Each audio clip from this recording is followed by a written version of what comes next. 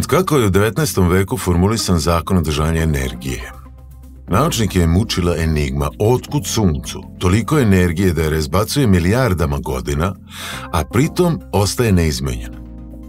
Dobro, tada nije bila poznata starost sunčevog sistema, ali pitanje je isto. Kako to sunce stvara energiju koju tako neštedimice razbacuje? U središtu sunca, kao i kod svake druge zvezde, postoje specifične okolnosti. Pod dejstvom gravitacije, zvezda se toliko sažme da temperatura i pritisak u njenom jezgru dostignu neslućene razmere.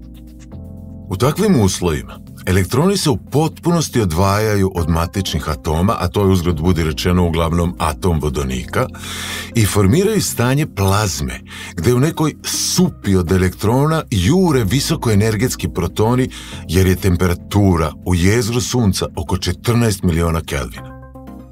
Protoni u jezgru sunca se stalno sudaraju, pri čemu im odbojna Coulomnova sila predstavlja nepremostivu prepreku da dođu dovoljno blizu jedan drugog i međusobno se povežu jakom nuklearnom silom. Međutim, pri temperaturi od oko 14 miliona Kelvina i ogromnom pritisku stiču toliko veliku brzinu kojom uspevaju da savladaju odbojnu Coulomnovu silu i približe se jedan drugom na dohvat jake nuklearne sile. Kada ih jaka nuklearna sila međusobno veže, jedan od njih se pretvori u neutron emisijom pozitrona i formira se par proton-neutron. Odbojne Coulomnove sile više nema jer je neutron neutralna čestica.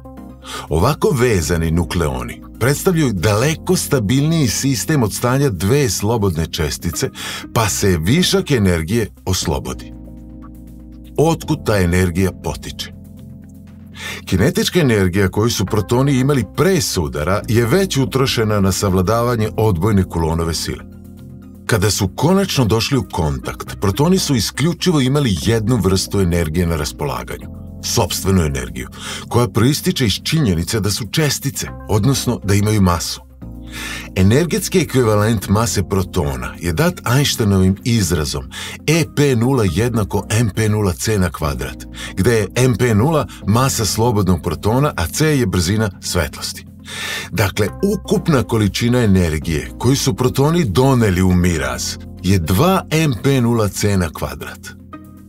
Nakon vezivanja, ukupni bilans energije je zbir sopstvenih energija sada vezanih protona i neutrona MP1C na kvadrat plus MN1C na kvadrat, gde su MP1 i MN1 mase vezanih protona i neutrona plus oslobođena energija EV. Kompletna lekcija zajedno sa ostalim lekcijama iz ove oblasti je dostupna na sajtu fizičar.com u vidu online kursa.